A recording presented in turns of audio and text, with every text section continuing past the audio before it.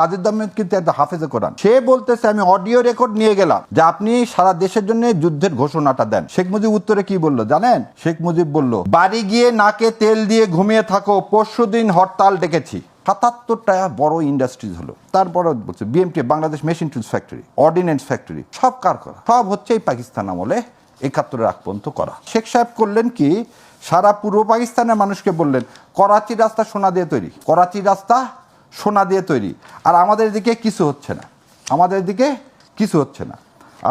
আপনার মাধ্যমে সারা দেশবাসীকে বলি, যখন পূর্ব পাকিস্তান এবং পশ্চিম পাকিস্তান 48 সালে ভাগ হয়ে আসলো, 47, তখন আমাদের এদিকে একটা ইউনিভার্সিটি নাই, একটা মেডিকেল কলেজ নাই, একটা ইন্ডাস্ট্রিজ নেই। আমাদের এখানে কি ছিল? আমাদের এখানে মাত্র 10টা সুগার মিল ছিল, আর ছিল কি টেক্সটাইল মিল ছিল কিছু, এ বাদে ইন্ডাস্ট্রি বলতে কিছুই ছিল না। 51 সালে আদমজি জুট মিল হলো। কে করলেন?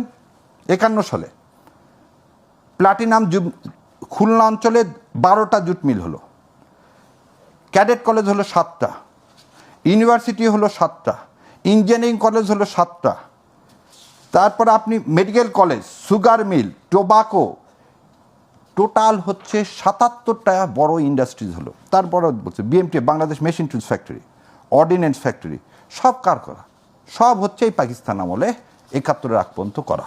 সো ওই পরিসংখ্যানটা উনি কী করলেন?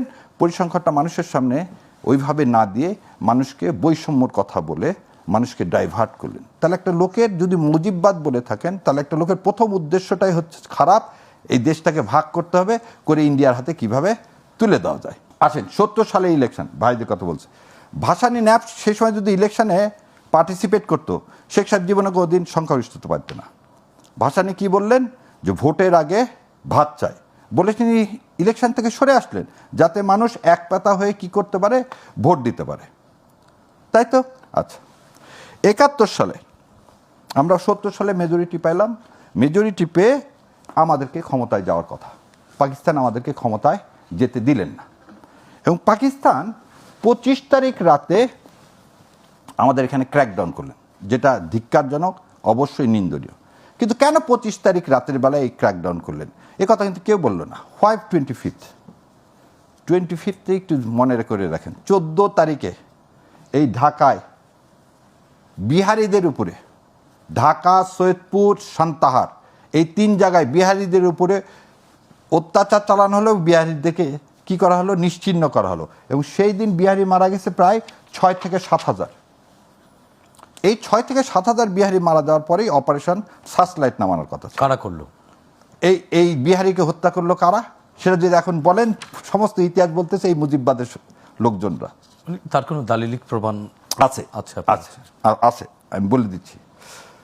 গেল, কিন্তু কথা হলো, তার মানে এনাদের সরকার 25 তারিখ রাতে ওই ইস্যুকে নিয়ে এসেই আমাদেরকে কি করতে পারে, এই নির্মমভাবে করতে পারে।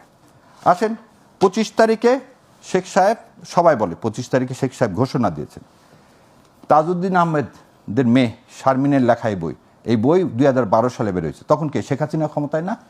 এই বইয়ের 60 নম্বর পাতায় বলতেছে অডিও নিয়ে গেছে কে, তাজউদ্দিন আহমেদ। আর এই প্রসঙ্গে একটু বলে রাখি, তাজউদ্দিন আহমেদ কিন্তু একটা হাফেজে কোরআন, আমি জানি না আপনারা জানেন কি না, একজন হাফেজে কোরআন। সে বলতেছে আমি অডিও রেকর্ড নিয়ে গেলাম যে আপনি সারা দেশের জন্য যুদ্ধের ঘোষণাটা দেন। শেখ মুজিব উত্তরে কি বলল জানেন?